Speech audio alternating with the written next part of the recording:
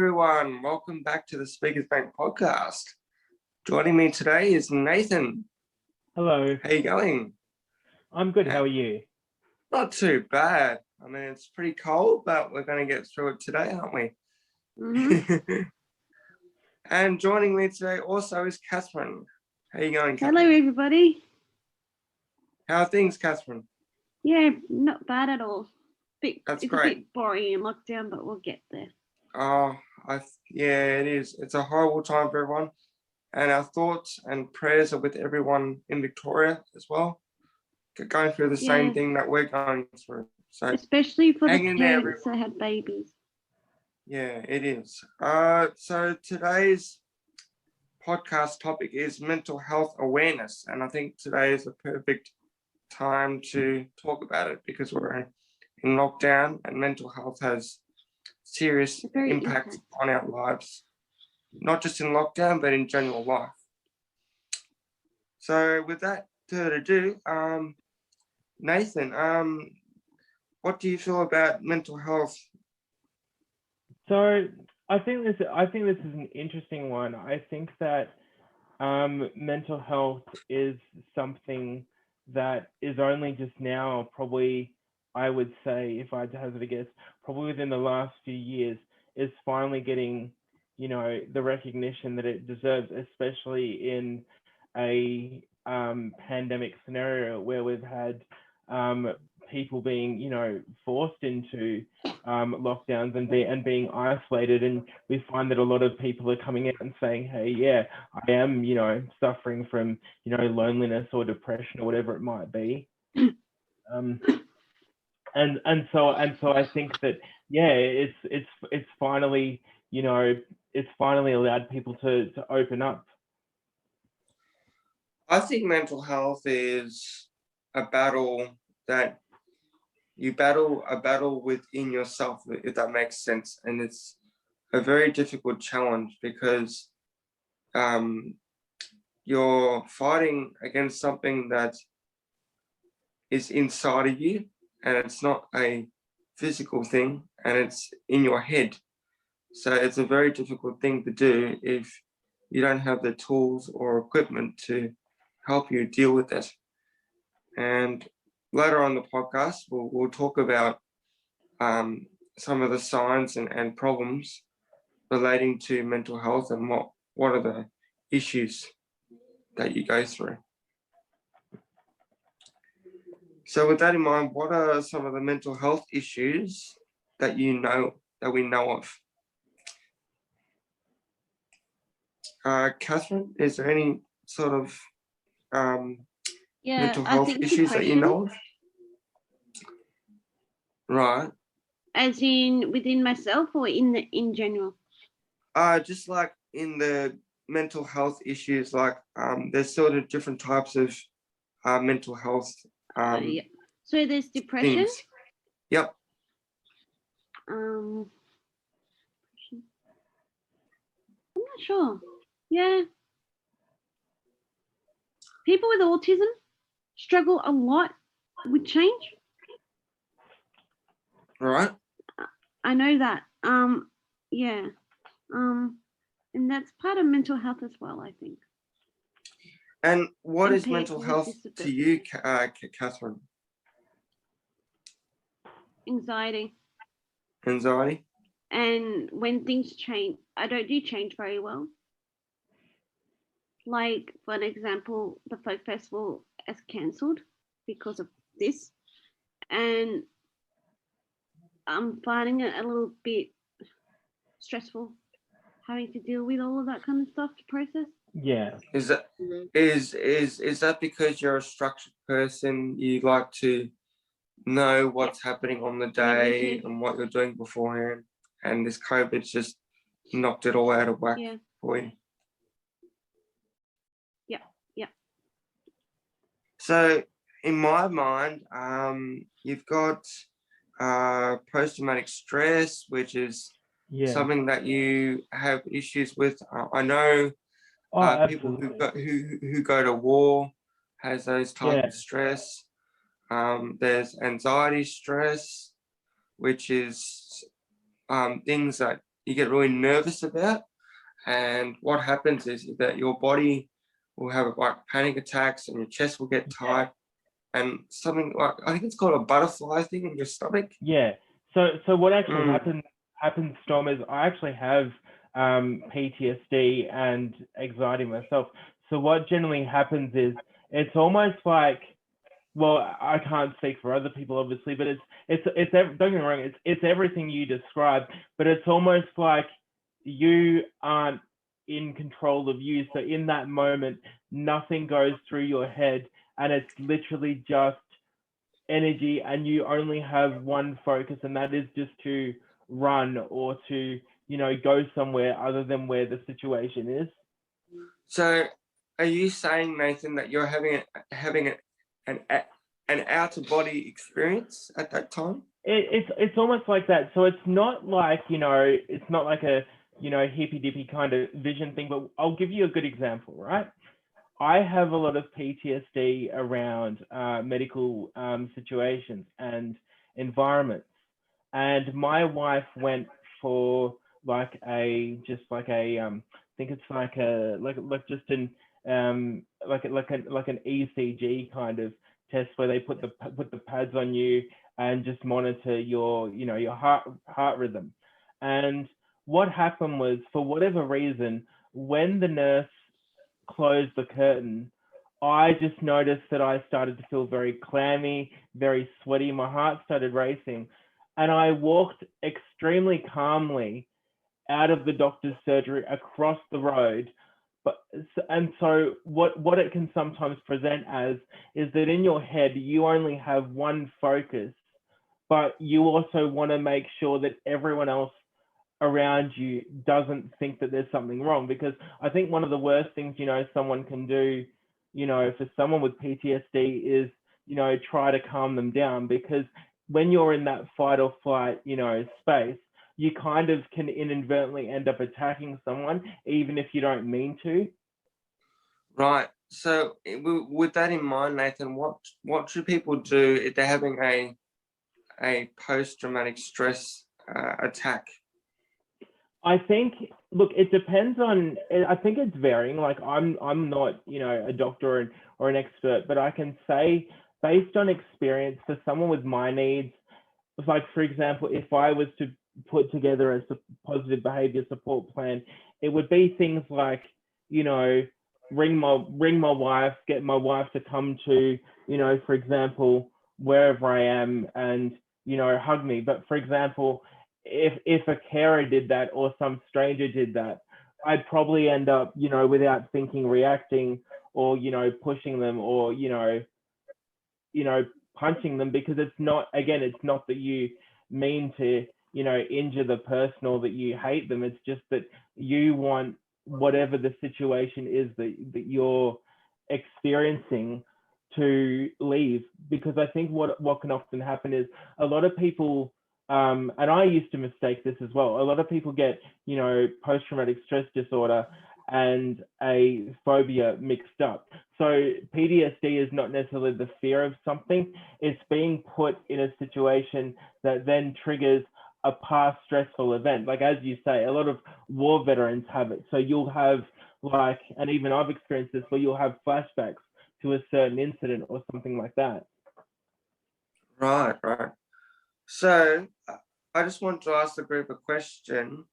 What does what does mental health actually do to you to affect your body? What are some of the warning signs and some of the things we need to look out for? Kathryn, what do you think are some of the warning signs, and how do you think? Can you just repeat yourself? I was distracted. Sure. Sorry. I was just asking the group, what do you think are some of the warning signs for people with mental health issues, and what can they do to get themselves better from those issues, and how does it affect your mind when you're going through mental health issues? So there's three questions to it. So there's triggers that can cause. Yep. So like people that have sensory input have triggers. So if something happened, one of their senses activate. So Yep. with me, I have tactile sensory. So I will go, usually what will happen with me, I will go into a freeze attack. So I will freeze and not go, not think about anything. And you might say to me, Kathryn, and I'm like, and I won't respond. So But you're there, but you're not actually there. Yeah. If that makes sense. Yeah, people in that shoes, yeah. And if I feel that one of my other senses I might grab, like, because I want, that's just a, yeah. And others might go a bit crazy, Right. depending on their situation. So they're the kind of Right. signs you look at and work out, why is this person doing that? Right. They're not meant, kind of thing. And what are some of the changes that you felt when you were going through your mental health issues with your body? To help me? Yeah. No. What are some of the like non-Kathryn things that you'd be doing that was caused by your mental health issues? Would you be less likely to not eat food? Sometimes would you if lose weight? Sometimes I don't eat if I'm like tired and that. Yeah.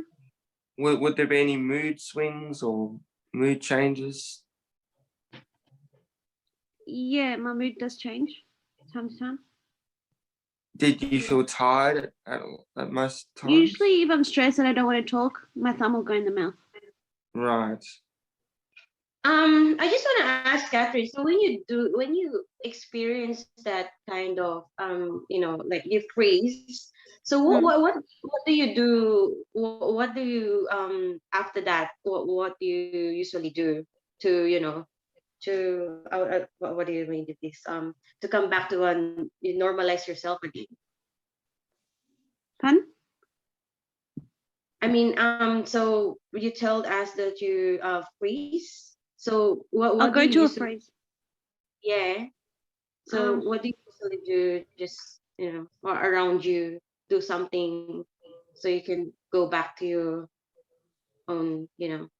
I use a weighted blanket, and if I'm around people I know, I like to go into their, they'll, yeah. Like I like pressure. Let's say pressure. So when you Right. get free, so you have to have someone like a blanket or something to put you on or something. Yeah. Is that? I go under my weighted blanket, and I got a Pacific toy that's got a sharp, what's it called? Sharp pill. So when my senses are activated, I use that, and it brings me back into a normal rhythm. Just for the viewers out there, that's Carmel. So hello there. Sorry about that. I just wanted to make sure that people know you are. Yeah. Sorry. Yeah. Sorry about that. So moving on, Nathan, what are some of your mental health issues that you went through, and what were some of the signs that you weren't actually Nathan?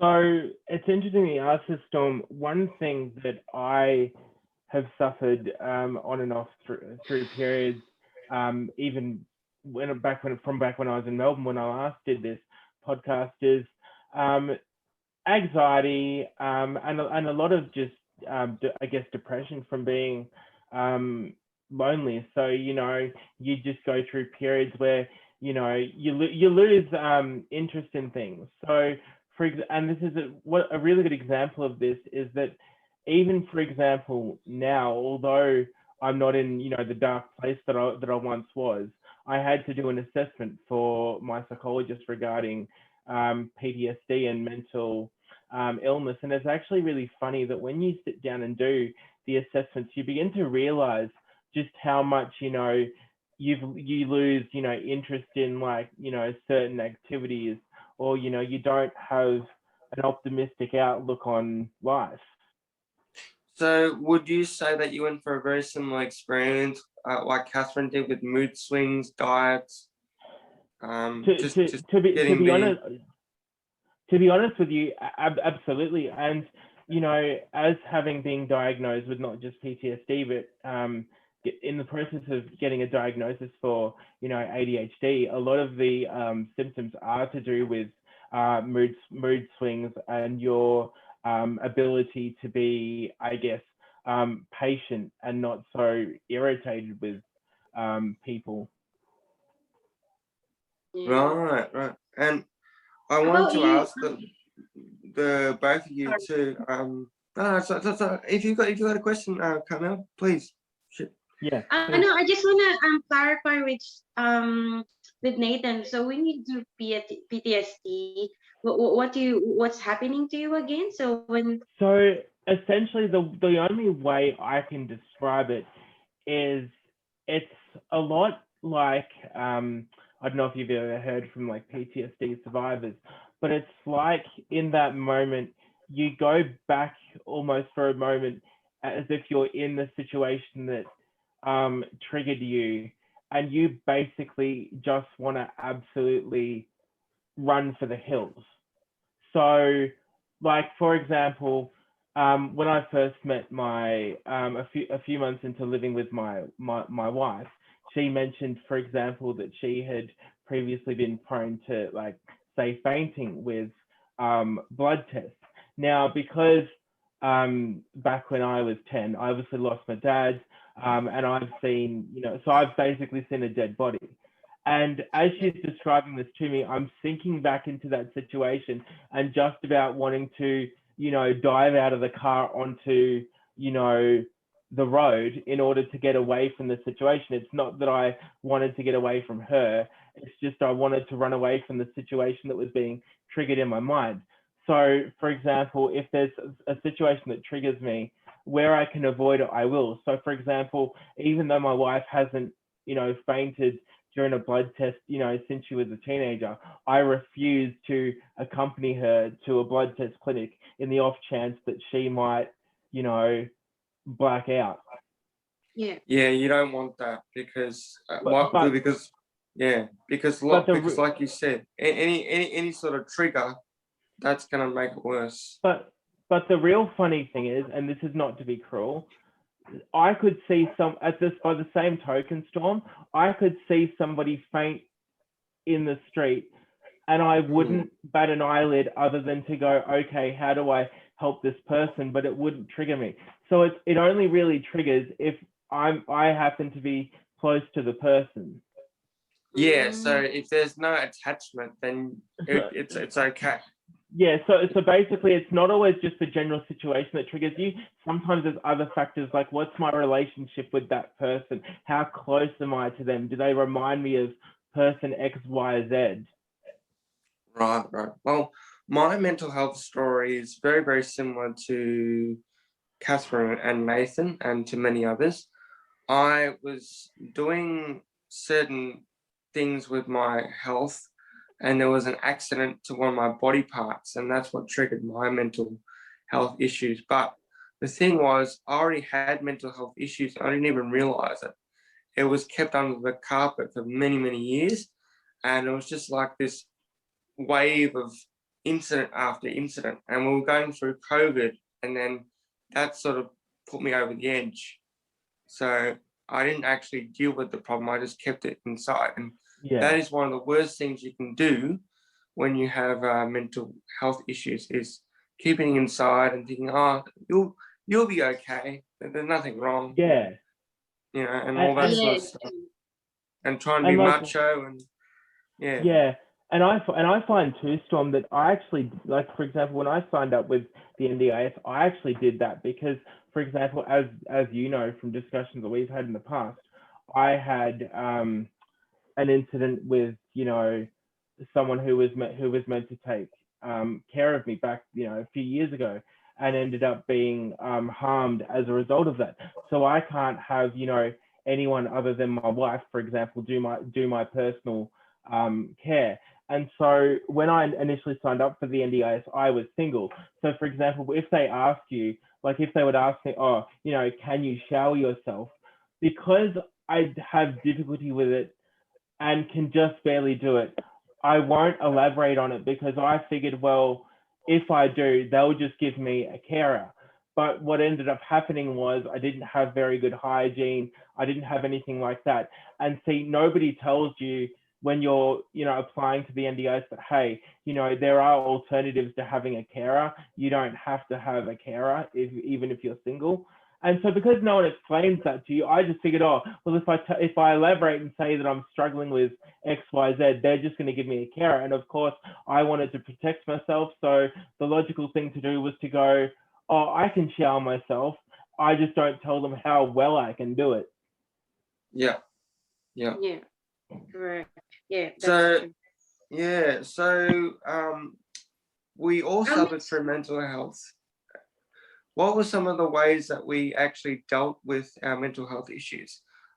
For me, it was seeing a psychologist, because that was able to work through some of the hidden issues that I had in my brain for many, many years.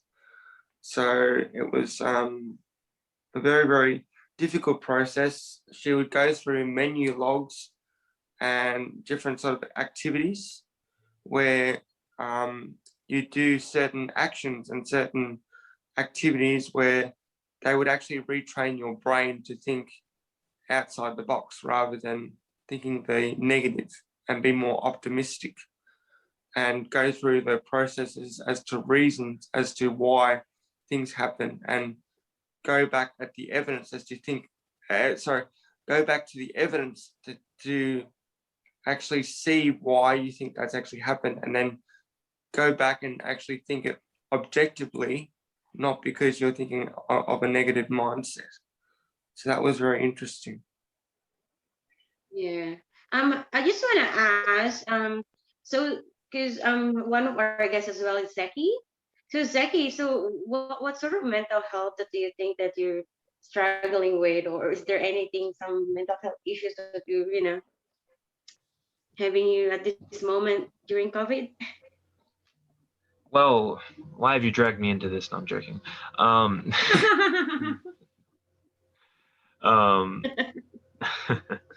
no, in terms of mental health, I think we're all facing a lot of issues currently, and I find the best way to have or to deal with mental health issues is to decompress, not just kind of, you know, debrief with someone, talk to someone. If you have a good support, if you have someone that's good to talk to, if you have a friend, psychologist, therapist, or whatever it may be, it's always good to have those conversations as well.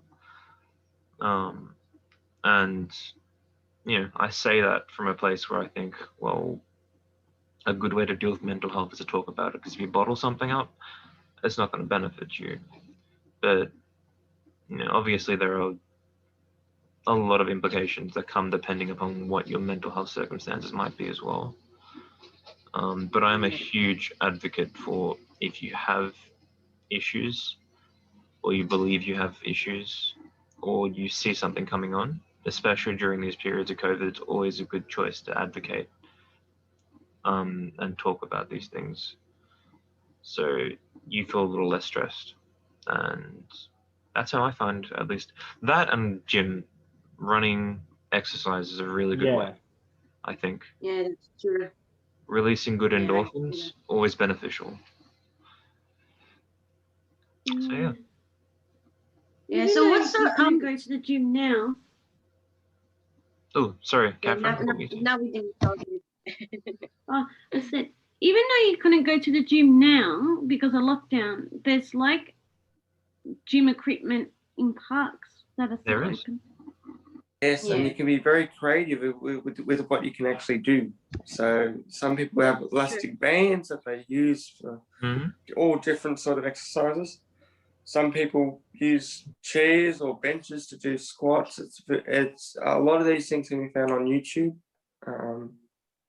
So if you need any more help with your exercises during lockdown, my suggestion would be to contact your physio or your EP, which is your exercise physiologist, and to help them. No, sorry, not to help them. To ask them, can you please create a home exercise program for me? And then in the meantime, you can do those exercises. And then when you come back, you're not going to feel like you've lost any sort of your momentum from your exercises.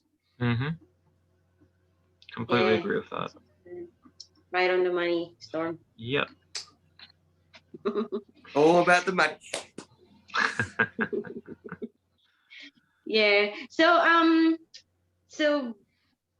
how was your? I'm just asking because it's lockdown with COVID. So how was your mental health during these periods of COVID? I think my mental health is just like it's there, but I've got ways to deal with it. Like there's certain exercises that I do, and I'll just explain very briefly what I do. So if I've got a problem, I use a technique called a thought diary. So what you do is you write the problem, you write how you're feeling, and then you've got to somehow separate your bad thought and make it a objective thought. So if you're not like emotionally involved in that situation, what would you actually do? And what is the ideal outcome for you? So for example, I had a fight with my best friend. I didn't know what I was going to do to fix it because I thought that text message was not a good idea to send, but in reality it was. But in my mind, I'm thinking, oh, I shouldn't have read that text message because I think that he's going to be upset. So you write down your choices. Number one, don't talk to him. And then you write down what's the likely outcome. Likely outcome could be that you've misunderstood each other and you don't talk, and then you make the choice worse, and then you don't end up talking, and that creates more of a problem when it wasn't a problem to begin with. And then you go through option two, and that gives you just to message the person and just say, oh, did that thing really offend you? Or actually talk about something else, or bring up that topic in the conversation, and then write down the likely outcome. The likely outcome is you're either going to argue about it, or it's going to be nothing, and then you're going to be worrying over nothing. So try not to worry about things that actually haven't happened yet. I know it's a very, very difficult thing, but that emotion in your head is what's controlling your thoughts. So if you can control that strong emotion at that time, you can actually control your mind very, very well. So clear mind and strong mind is key. Yeah. And then once you find out the outcome, then you write down, did I achieve this goal? Yes, I did, because I was able to sort out the problem with the actual text message that I sent that I thought that was the wrong thing to do, but it was actually, there was no problem with it. So we always have these thoughts in our heads because we become insecure and we don't really know if that was the right thing to do. So always to double check on things rather than just leave it alone. That's the worst thing you can do, leave it alone. Unless you know 100% that you've done something completely wrong, then you've got to reevaluate what you've got to do next. So it's a process. And that's how I've been dealing with COVID, with that sort of thing. And also meditation is also very, very important. Getting rid of the yucky stuff and putting them to one side, because you need a way to empty that rubbish stuff. Because if you don't, then that's how the mental health issues start, because what you're doing is you're piling up more rubbish, and it just gets to the point where it just goes over the top of each other, and then you're just going to explode. And that's what pretty much happened to me. Absolutely. Well, I think that's a very good outlook and way to view COVID, I guess. And it's good to set goals for yourself and good to set little milestones so you don't feel like you're not achieving anything. Yeah. And I think it's just like those text messages that I So it's a very, very common example where someone has texted their friend and they've just misunderstood their text, or they think that they've done something wrong with their text, but they don't really know. They're just making assuming that that's what's happening without really knowing the true fact. Well, I guess also, so Storm, I want to throw this over to you, actually. Sure. So, in regards to, say, organizations, and this actually I'll throw it out to everyone, actually. So, in regards to organizations, if you're feeling a bit down, if you're feeling a bit, I don't know, a certain way, and you want to talk to someone, what do you think some good organizations to contact are? Well, I think Lifeline's a good one. Yeah, Lifeline is very good. Beyond Blue is also very good for people as well. Obviously, we'll list them down below at the end of the podcast for people. Headspace is good as well for the younger people. Kids Helpline is also another one that's good. But yeah, there's heaps of other services out there. But as usual, the first step is to talk to your doctor as well. Make sure the doctor is involved as well. Yeah, and get a mental health plan. Yeah, and get a mental health plan. And because what happens is that some of your psychology visits, if you choose to go down that route, will be more cheaper for you in the long run. So you will have a GP plan for that. So get all the resources involved, get all the help you can get, and the starting point is admitting that you've got a problem. Yeah. Because no one else is going to do that for you and help you unless you admit to yourself that I've got a problem and I need help. That's the first step. It's the hardest step, but it's the most important step to the road to recovery. Yeah. And finding the right psychologist that you trust as well is very important. Absolutely. And that they, yeah.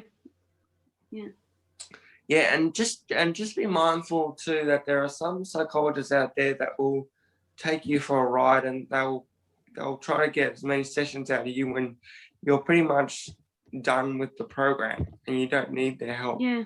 So always evaluate after each session and just say, do I really need this? Do I feel that I can get on top of this without any more help? And if you are, then my suggestion would be to leave the program and just say thank you very much for your help and move on, because what that will do is that will cut off your funding for your NDIS if you keep doing it more than what you originally wanted to.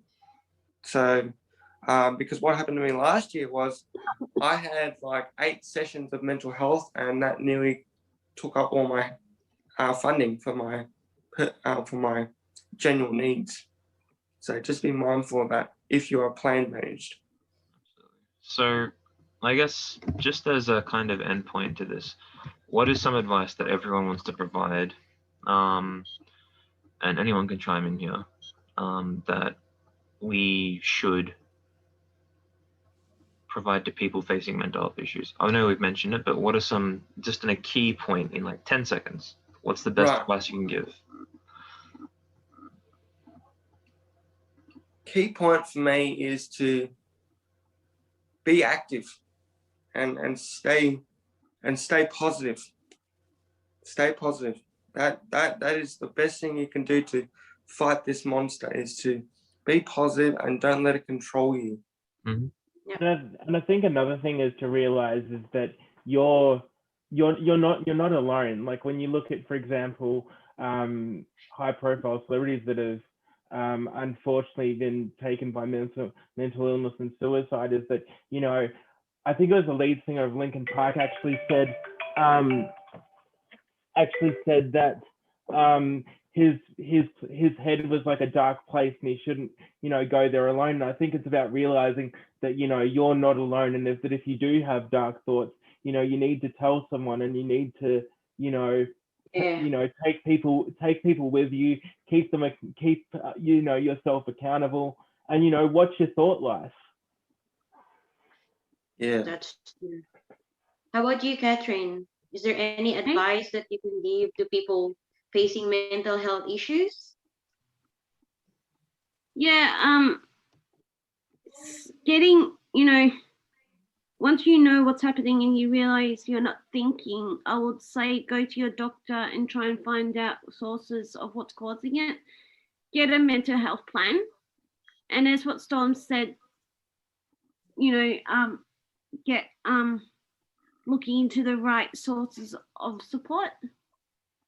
And yeah, just think more on the bright side. Yeah, Yeah, sure. that's about.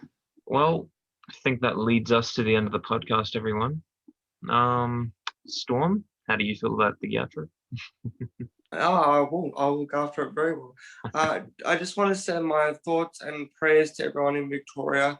We're all going through a hard time, but we're in this together again. So let's just keep fighting the fight. We will beat this thing and we'll come out stronger. And I'm sure it will end sooner or later. So keep positive and keep fighting the fight, everyone. Thank you, everyone, for joining me today. Zeki, Carmel, Nathan, and Kathryn, thank you very much. Thank you. And we'll see Pleasure you to again meet you. very, very soon. See you later. Yeah, guys. Bye. Thanks, everyone. Bye.